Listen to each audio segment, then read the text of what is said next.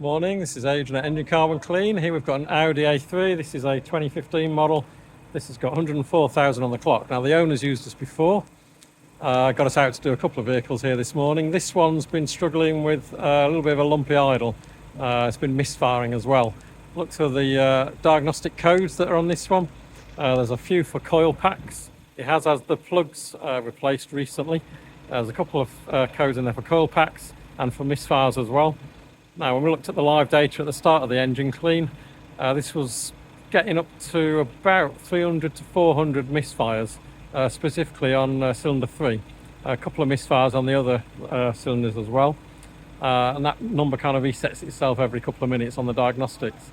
Now, we're nearly at the end of the clean, and we're only getting 1 or 2 misfires on that cylinder now, and none on any of the others. So it could just be down to dirty injector tips for the bulk of it, but there are 3 stored codes in there for the coil packs. So suggested the owner gets the coil packs looked at. Beyond that, the engine clean seems to have done it the world of good.